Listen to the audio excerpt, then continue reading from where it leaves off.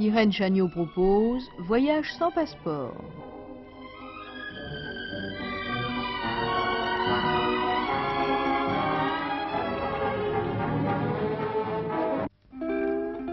Luohorea, nom étrange. Île habitée par des hommes, il ne dépasse jamais 3000. Il y pleut beaucoup, et vous allez le voir, les montagnes semblent accrocher les nuages. Vous voyez? Un petit jeu, tableau. Bleu foncé le Pacifique, récif de corail avec ligne d'écume où se brisent les vagues. Le lagon, lui bien sûr, varie de couleur suivant sa profondeur. À l'horizon, Tahiti et Papeete, et son port, et nous amérissons. On ne peut pas toujours rester dans les nuages, c'est dommage, mais c'est comme ça, il est inévitable, on atterrit toujours. Tahiti. Nous sommes accueillis par des cocotiers. Certainement des fleurs quelque part se cachent encore, mais elles vont nous apparaître, voilà. Elles sont belles et elles sentent sûrement très bon. Plage de sable fin. Enfin, rien de bien original pour les îles tropicales. Mais ce qui est beaucoup plus original, c'est la population. Il est nécessaire de vraiment bien la connaître. Tahiti n'est pas une ville, n'est pas un village. Tahiti est une espèce de club. C'est vraiment une sorte de club dont on a intérêt à connaître tous les membres.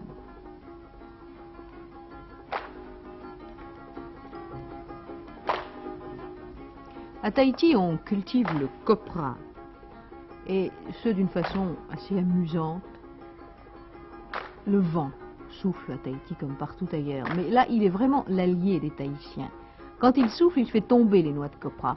Alors le Tahitien rentre, se cache, attend que le vent ait fait son travail, ensuite il sort et il ramasse les noix de copra. Il aura ensuite bien sûr du travail à faire, mais le plus difficile, la récolte, elle se fait toute seule.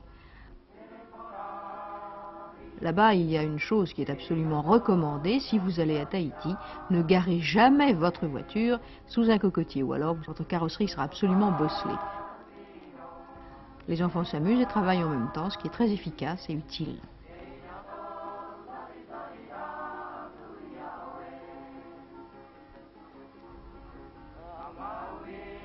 Voici une vérité première. Si une noix reste sur la terre humide, comme elle est logique, cette noix, eh bien, elle germe.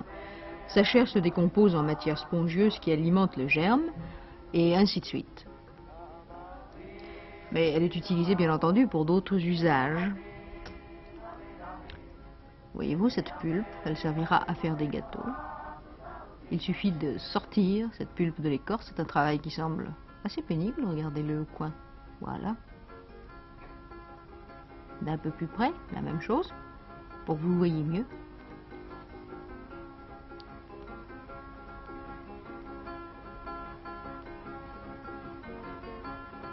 Nous ne manquerons pas de gâteau à la noix de coco, j'ai l'impression.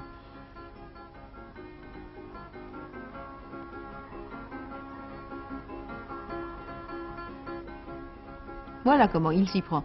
Et cette opération sert au fond à vous montrer deux choses. Premièrement, comment se dégage la noix. Et deuxièmement, ce que l'on fait de ce qu'il vient de rejeter. Ça sera le gâteau, c'est la poudre de noix de coco. Et ce qu'il a rejeté tout à l'heure sera brûlé et fera de l'engrais. Vous allez le voir du reste. L'eau de la noix de coco, que l'on appelle communément du lait, c'est une erreur. Du reste, voyez-vous, ce que je vous disais tout à l'heure, on le brûle et ça fera de l'engrais. Je vous disais que l'eau de la noix de coco est tellement pure, on peut la prendre pour faire une intraveineuse sans faire bouillir cette eau. Et puis ensuite, on retourne au foyer et on est très très fier d'admirer son fils ou sa fille, ici comme partout ailleurs, qui joue dans l'eau, qui s'amuse. Et les animaux familiers, là-bas, même s'ils sont cochons, doivent être propres. Alors on les lave.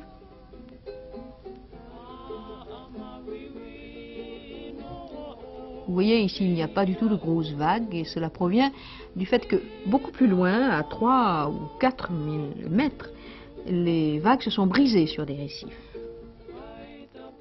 Et la pirogue est aux Tahitiens ce que la voiture est aux Parisiens ou aux autres hommes.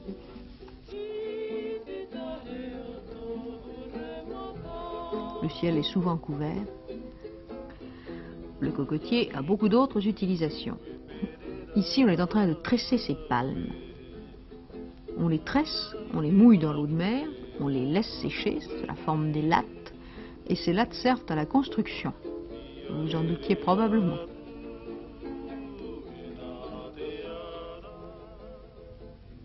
Et maintenant, voici le port de Papeete. C'est un très joyeux endroit. Vous voici un bateau, oui, un bas pavillon français. Et là, c'est un petit peu international. Je disais donc que Papeete est un port fort joyeux où il y a des fêtes. Ces fêtes durent là-bas 15 jours. On y trouve à peu près tout ce qu'on peut souhaiter dans une fête foraine, manège, des tirs, des concours, oh, rien n'y manque. Même la grande roue. Et voici un concours de course de pirogue.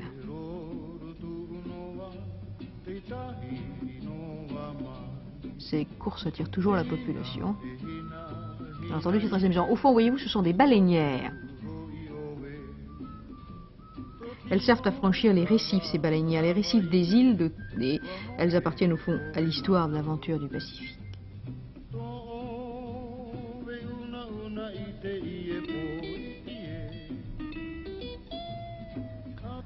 Gracieuses comme tout, ces pirogues. Profitent du vent, comme les Tahitiens, les noix de coco, mais pour d'autres sports.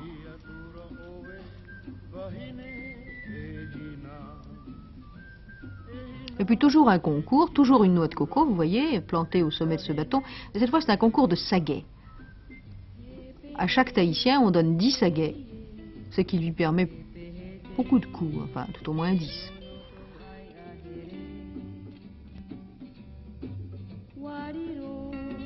La hauteur de la noix de coco est à 10 mètres et le tir se fait à 40 mètres de là. Ils sont très très bien nourris à Tahiti, voyez-vous. Il y a beaucoup d'appelés et peu d'élus, c'est là comme partout ailleurs.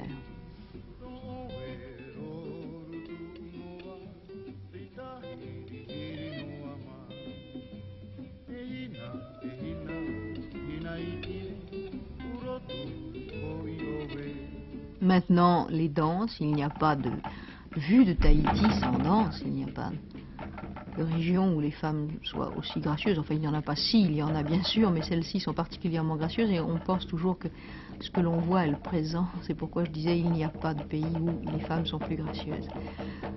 Mais celles-ci sont fort gracieuses. Cette danse est paoa.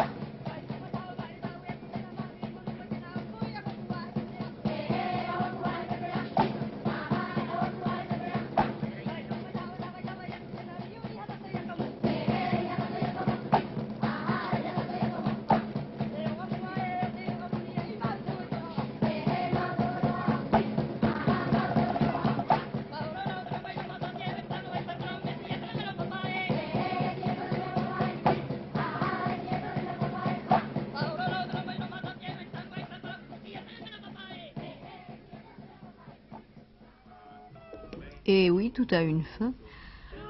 Et 6 fois par an, on quitte Papeete pour la France. Il est vrai qu'on le fait aussi dans le sens inverse. On peut quitter la France pour Papeete. C'est toujours un événement, ce départ ou cette arrivée. Il attire la foule. Et même ceux qui n'ont pas droit au voyage, ou qui n'ont pas envie, ou qui ne peuvent pas faire ce voyage, ont accès au bateau. Là-bas, on couvre les gens de colliers de fleurs. Vous avez vu même un gendarme. Après tout, pourquoi pas un gendarme? Ce sont fort souvent des hommes charmants, les gendarmes. Beaucoup de fleurs, quelques larmes.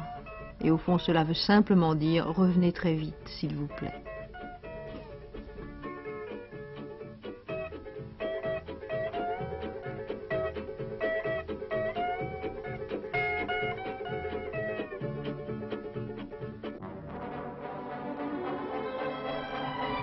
Irène Chagnot vous a proposé Voyage sans passeport. Cette émission a été réalisée avec le concours de Solange Péter. Montage Michel Latouche, script Lucette Andréis, son Annick Védy, illustration sonore Dominique Paladil.